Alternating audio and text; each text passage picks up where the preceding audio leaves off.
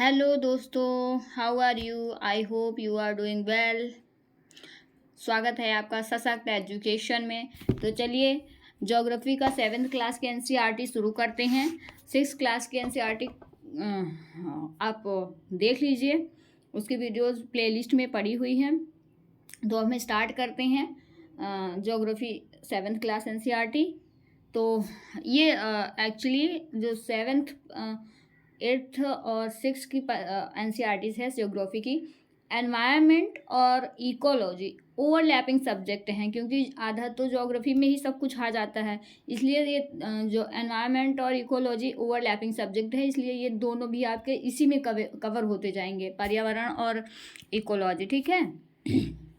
तो चलिए शुरू करते हैं चैप्टर। यहीं से हम लोगों ने 6th चैप्टर का चैप्टर लास्ट चैप्टर था 8th चैप्टर, तो यहीं से फिर से यहाँ 7th क्लास में स्टार्ट करते हैं। ठीक है। पर्यावरण क्या दिया है इसमें, इसको पढ़ लेते हैं। देखिए एनसीईआरटी इस अगर आप प्रिपरेशन कर रहे हो यूपीएससी स्टेट पीएससी की, अगर आपको बेस मजबूत करना है तो एक बच्चे की तरह एनसीईआरटी पढ़ो, तभी मज़ा आएगा, वरना अगर बड़े बन के पढ़ोगे तो मज़ा नहीं आएगा। ठीक है। तो शुरू करते हैं। पर्यावरण हमारे जीवन का मूल आधार है।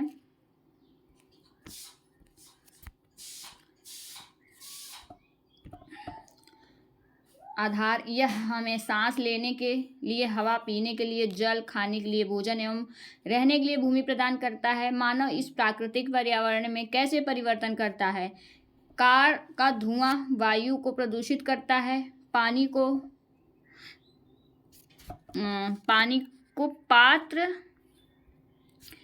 को पात्र में एकत्रित किया जाता है। भोजन को बर्तन में परोसा जाता है। भूमि पर कारखानों का निर्माण होता है। मानव मील कारखानों एवं बर्तनों का निर्माण करता है। इस प्रकार से मानव प्राकृतिक पर्यावरण में परिवर्तन करता है। चलिए चैप्टर स्टार्ट करते हैं। फर्स्ट चैप्टर पर्यावरण।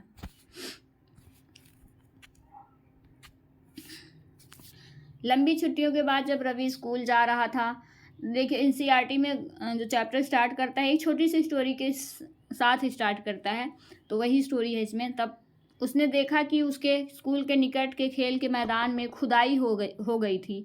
वहीं एक मैदान के खेलने के लिए वहां पर था। लोगों ने बताया कि वहां अनेक फ्लैटों वाली एक बड़ी इमारत बनेगी। जब रवि को समझ में आया कि मुलायम घास, गेंदे के फूल एवं तितलियों वाला विशाल मैदान अब हमेशा के लिए नष्ट हो चुका है, तो तितलियों वाला विशाल मैदान अब हमेशा के लिए नष्ट हो चुका है, तो उसकी आंखों में आंसू छलकने लगे। उसने यह बात अपने सहपाठियों को बताई। सुबह की सभा में प्रधानाचार्य ने भी बहुत उदासी से कहा, देखो कैसे हमारा पर्यावरण बदल रहा है।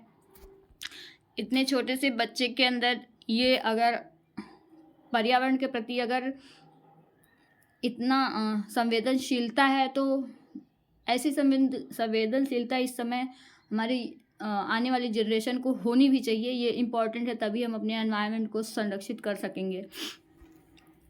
अच्छी है स्टोरी। देखो कैसे हमारा पर्यावरण बदल रहा है। कक्षा में पहुंचकर रवि ने अपने शिक्षक से पूछा, पर्यावरण क्या है? जो कुछ भी आप अपने आसपास देखते हो, शिक्षक ने बताया, जो कुछ भी आप अपने आसपास देखते हो वही पर्यावरण है। रवि कहने लगा, इसका अर्थ है स्कूल, भवन, मेज, कक्षा में रखी कुर्सियां, यहाँ तक कि खुला मैदान, सड़क, कूड़ा करकट, मेरे दोस्त, ये सभी हमारे पर्यावरण के अंग हैं। जी हाँ, बिल्कुल हैं, हम सब पर्यावरण के अंग हैं। हाँ, शिक्षक ने कहा, हाँ लेकिन जरा रुको, कुछ वस्तुओं का निर्माण प्रकृति ने किया है, जैसे पर्वत, नदियाँ, पेड़, प्राणी, जबकि अन्य का निर्माण मानव ने किया है, जैसे सड़क, कार, कपड़े, किताब आदि। अब दो छात्र मिलकर कार्य कीजिए। अपने निकट बैठे सहपाठी के साथ मिलकर प्रकृति एवं मानव द्वारा निर्मित वस्तुओं की सूची बनाइए।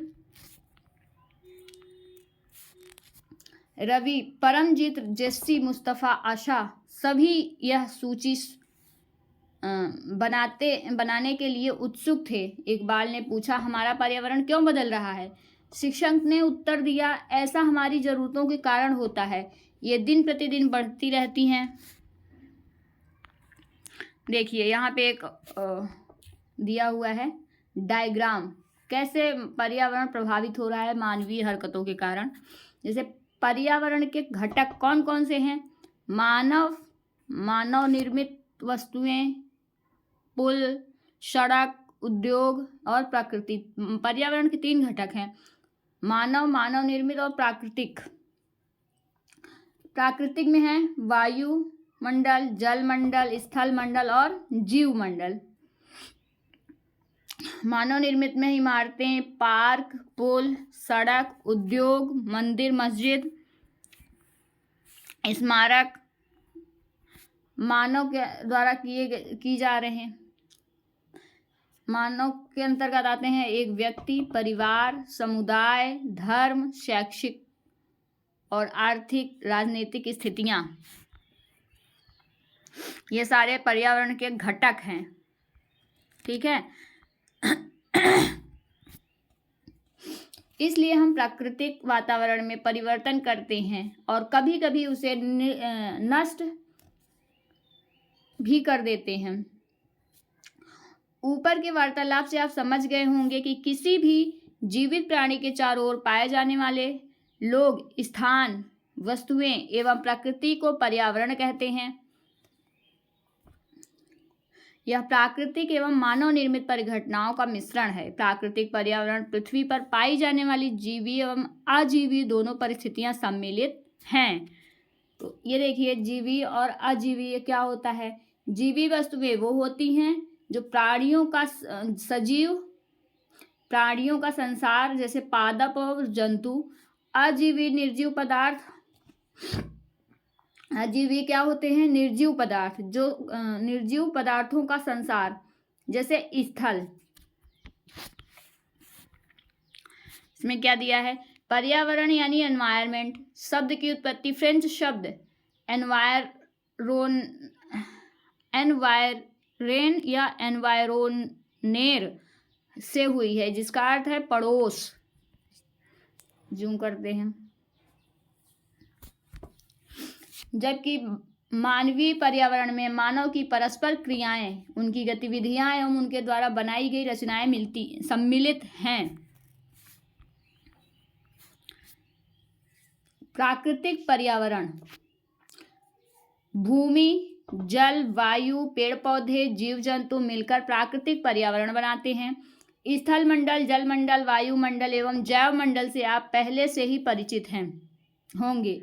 आइए अब हम इनके संबंध में कुछ और तथ्यों की जानकारी प्राप्त करते हैं। पृथ्वी की ठोस परपटी या कठोर ऊपरी परत को स्थलमंडल कहते हैं। यह चट्टानों एवं खनिजों से बना होता है एवं मिट्टी की पतली परत से ढका होता है। यह पहाड़, पठार, मैदान, माटी आदि जैसी विभिन्न स्थलाकृतियों वाला विषम धरातल होता है। ये स्थलाकृतियां महाद्वीपों के अलावा महासागर की सतह पर भी पाई जाती हैं। समझ में आया? भूमि, प्राकृतिक पर्यावरण क्या क्या होते हैं? भूमि, जल, वायु, पेड़ पौधे, जीव जंतु मिलकर प्राकृतिक पर्यावरण बनाते हैं। स्थल मंडल, जल मंडल, वायुमंडल, जैव मंडल से आप पहले से ही परिचित होंगे। अब हम इनके संबंध में कुछ और तथ्य जानकारी प्राप्त करते हैं। पृथ्वी की ठोस परपटी या कठोर ऊपरी परत को स्थलमंडल कहते हैं। ठीक है। आई होप आपको समझ में आ गया होगा। आगे चलते हैं। स्थलमंडल वह क्षेत्र है जो हमें वन, कृषि एवं मानव बस्तियों के लिए भूमि, पशुओं को चरने के लिए घास स्थल प्रदान करता है।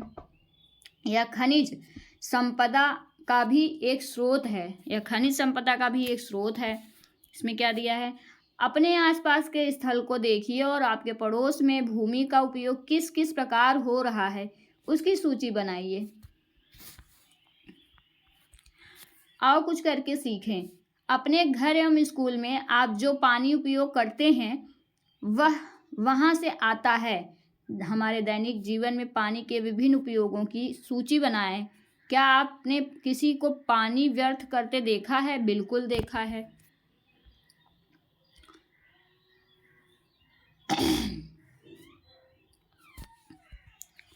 वायुमंडल, देखिए यहाँ पे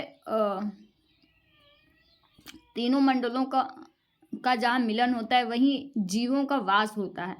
वायुमंडल, स्थल मंडल, जल मंडल और स्थल मंडल।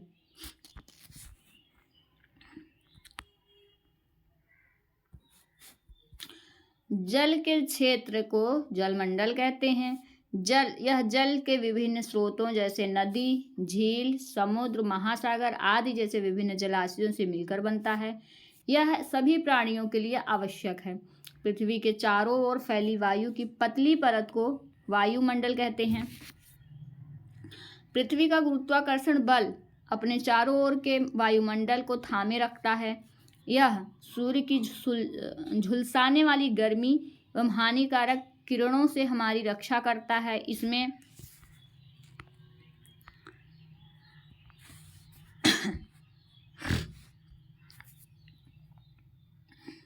कई प्रकार की गैस, धूल कण एवं जलवाष्प उपस्थित होते हैं। वायुमंडल में परिवर्तन होने से मौसम एवं जलवायु में परिवर्तन होता है। पादप एवं जीव जंतु मिलकर जैवमंडल या सजीव संसार का निर्माण करते हैं।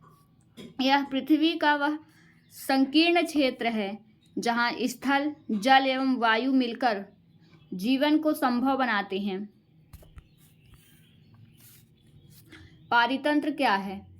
रवि की कक्षा के एक एनसीसी कैंप में जेस्सी ने आश्चर्य से कहा, कितनी मूसलाधार वर्षा हो रही है। इससे मुझे अपना केरल याद आ गया। तुम सबको आकर देखना चाहिए कैसे हरे भरे खेतों एवं नारियल के बागानों में लगातार बारिश होती रहती है। तभी जैसलमेर के रहने वाले हीरा ने आश्चर्य से कहा, हमारे यहाँ वर्षा होती ही नहीं है। तो हमें तो दूर दूर तक केवल कीकर एवं रेत नजर आती है, लेकिन वहाँ ऊंट भी हो तो मिलते हैं। रवि ने कहा। इसमें क्या दिया है दोस्तों, इसको पढ़ते हुए चलते हैं। पारितंत्र, यह एक शब्दावली है। वह तंत्र जिसमें पारितंत्र के बारे में बताया जा रहा है, वह तंत्र जिसमें समस्त जीवधारी आपस में एक दूसरे के साथ तथा पर्यावरण के उन भौतिक एवं रासायनिक कारकों के साथ परस्पर क्रिया करते हैं जिसमें वे निवास करते हैं।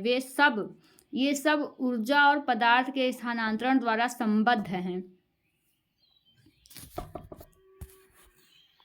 चलिए, पारितंत्र क्या है ये हम पढ़ लिए ना, आगे चलते हैं। ये देखिए पारितंत्र पूरा दिया हुआ है एक चित्र में, कितना प्यारा चित्र है।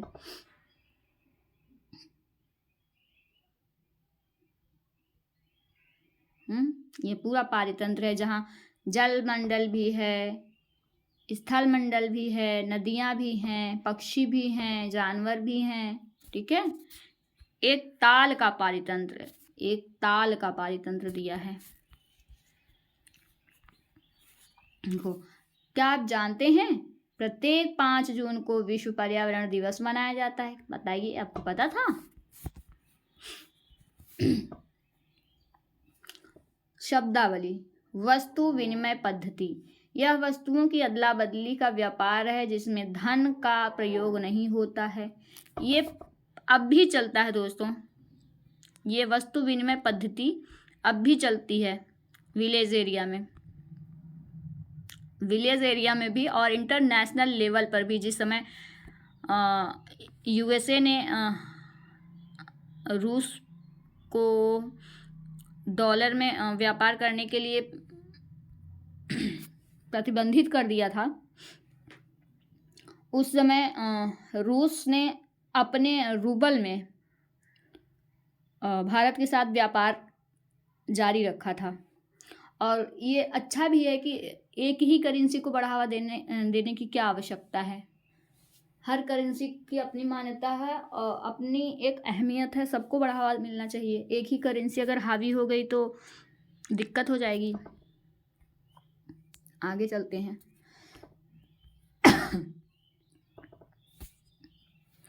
हीरा ने कहा, ऊंट तो मिलेंगे ही। जब तुम हमारे रेगिस्तान आओगे तो तुम्हें सांप, छिपकली एवं अनेक कीट भी देखने को मिलेंगे। रवि हैरत में पड़ गया।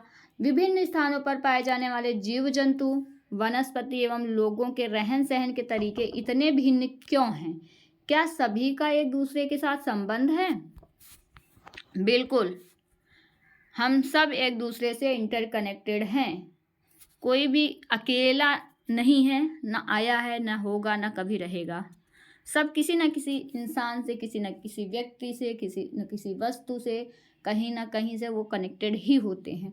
बिल्कुल, बहुत संबंध है। शिक्षक ने कहा, सभी पेड़ पौधे, जीव जंतु एवं मानव अपने आसपास के पर्यावरण पर आश्रित होते हैं। प्रायः वे एक दूसरे पर आश्रित हैं।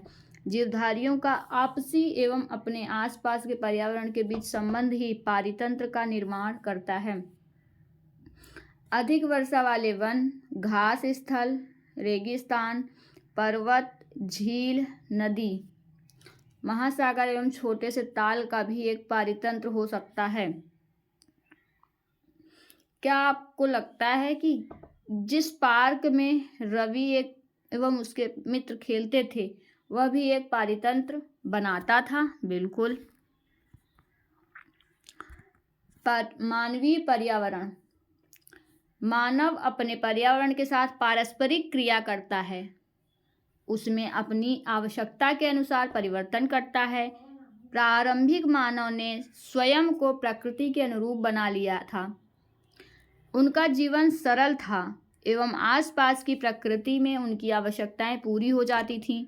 समय के साथ कई प्रकार की आवश्यकताएं बढ़ी। मानव ने पर्यावरण के उपयोग और उसमें परिवर्तन करने के कई तरीके सीख लिए। उसने फसल उगाना, पशुपालन एवं स्थायी जीवन जीना सीख लिया। पहिए का आविष्कार हुआ, आवश्यकता से अधिक अन्न उपजाया गया। वस्तु विनिमय पद्धति का विकास हुआ। व्यापार आरंभ हुआ एवं वाणिज्य का विकास हुआ। औद्योगिक क्रांति से बड़े पैमाने पर उत्पादन प्रारंभ हो गया। परिवहन तेज गति से प्रारंभ हुआ। सूचना क्रांति से पूरे विश्व में संचार सहज और द्रुत हो गया। क्या आप जानते हैं कि आप गर्मी में रसीला तरबूज एवं सर्दी में भुनी हुई मूंगफली खाना क्यों पसंद करते हैं? क्यों पसंद करते हैं बताइए? कमेंट में आप टाइप करके बताइए क्यों आपको अच्छा लगता है गर्मी में रसीला तरबूज और सर्दी में भुनी हुई मूंगफली। इसका कारण क्या है? प्रकृति एवं मानवीय पर्यावरण के बीच सही संतुलन होना आवश्यक है। मानव को पर्यावरण के साथ समरसता एवं उसका उपयोग सीखना चाहिए। देखिए, पर्यावरण के बारे में गांधी जी ने कहा था कि मनुष्यों की ज़रूरतों को पूरा करने के लिए पृथ्वी पर बहुत संसाधन हैं, लेकिन अनगिनत संसाधन हैं प्रकृति द्वारा मौजूद, लेकिन मनुष्यों के लालच को पूरा करने के लिए कुछ भी नहीं है। और वो भी पर्यावरण संरक्षण पर बल देते थे उस समय भी और आज भी। उसका उपयोग सीखना चाहिए। रवि की कक्षा में मिजोरम की एक लड़की है, नूरी। वह अक्सर अपने स्थान की हरियाली की बात करती रहती है।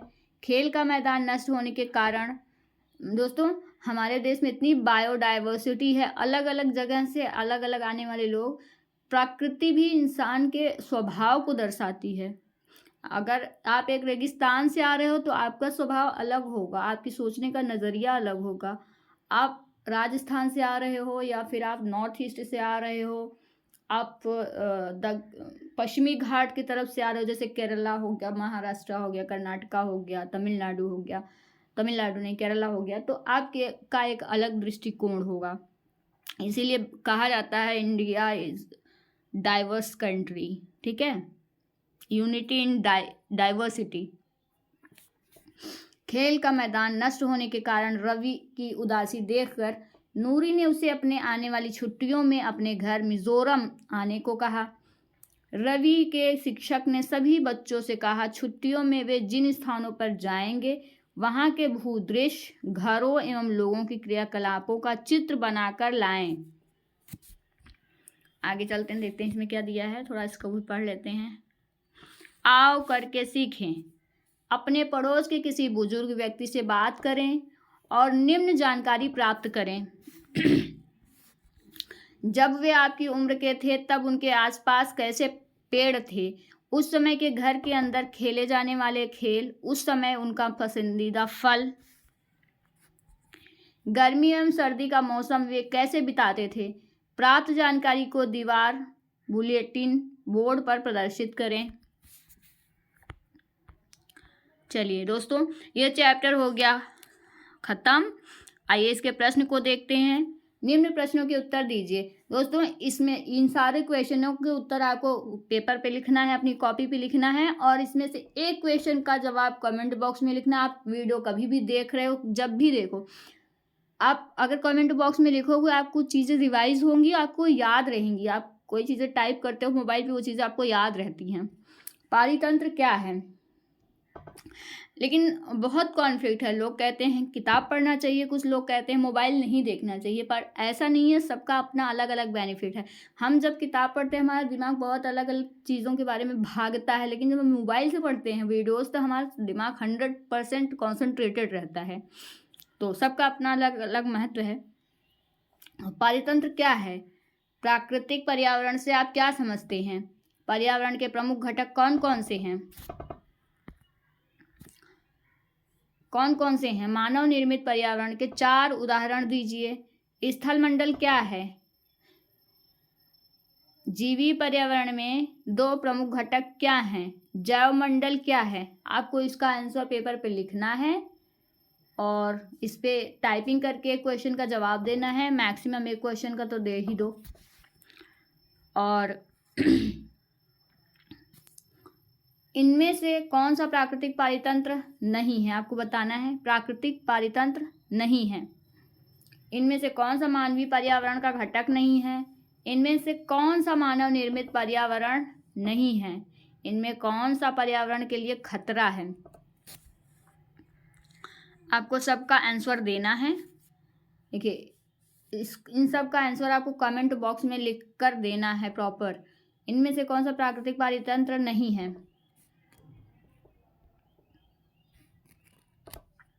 तो इसमें मरुस्थल नहीं है। कौन सा मानवीय पर्यावरण का घटक नहीं है? तो स्थल नहीं है। इनमें से कौन सा मानव निर्मित पर्यावरण है?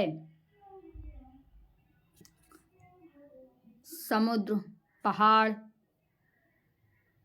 सड़क। मानव निर्मित पर्यावरण है सड़क। इनमें कौन सा पर्यावरण के लिए खतरा है? जनसंख्या वृद्धि। आपको इसका इससे मिलाना है, ठीक है। जैव मंडल क्या है? वायुमंडल क्या है? जल मंडल क्या है? पर्यावरण क्या है? आप जितने भी टर्म पढ़े हो उसी का यहाँ एकदम छोटे अक्षरों में उसका डिफिनेशन दे दिया गया है। चलिए इसको मिलाते हैं। वायुमंडल क्या है? पृथ्वी को घेरने वाली वायु की चादर पृथ्वी को घेरने वाली वायु की चादर वायुमंडल कहलाती है। जलमंडल क्या है? जलीय क्षेत्र।